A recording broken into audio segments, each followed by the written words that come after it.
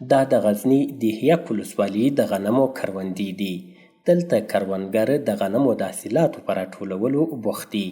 که څه هم دوی سږ کال د غنمو حاصلاتو ته خوښ دي، خو وایي ورځ تر بلې د ځمکې لاندې اوبه ښکته کیږي چې د دوی لپاره یې لوی سرخوږی جوړ کړی.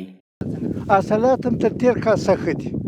څنګه حاصلات ښه دي، خو دغه ده چې زموږ د اوبو کمبود او د کود کمبود، دغه غنمو کود نه ده خوړلی. ډېر موږ احتیاج باید د اوبو یو سیستم موږ ته برابر کړي او هغه برابر کړي چې په دې رقم د اوبو نه شي چلېدای، نه رسېدای شي په دې کتوب شي. باید موږ ته داسې هغه برابر کړي چې مقصد د اوبو مصرف هم کم شي او حاصلات هم زیات شي.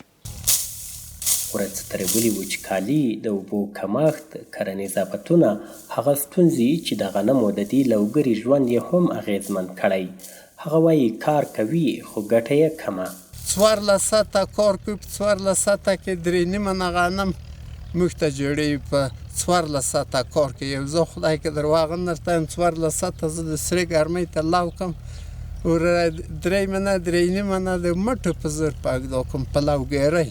په ورته مهال د غزني د اوبو او انرژۍ ریاست مسؤلین وایي هڅه کوي چې له نورو ادارو سره په همغږۍ کرنیزه برخه کې د وچکالۍ بحران اغیزې راکمې کړي.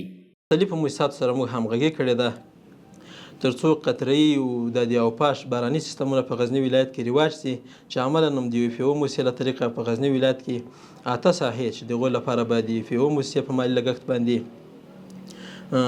قطره‌ای سیستم او دیوپاش باراني سیستمونه برابریږي، تر څو د ځمکې لاندې اوبو په برخه کې سپما رامنځته شي. برای اینکه بتوانیم یک زراعت نوین خوب را داشته باشیم باید سیستم مکانیزه شدن آبیاری ها را ما روی دست بگیریم. کرنیز کارپوهان وایي که د کرنیز سکتور لپاره منظم سیستم رامنځته نشي، د وچکالۍ بحران زخمونه به نور هم تازه شي چې د ډیرو خلکو ژوند به له یوه جدي اقتصادي ناورین سره مخ کړي. خو له خلکو هم غواړي چې د اوبو له بې ځایه مصرفولو څخه لاس واخلي.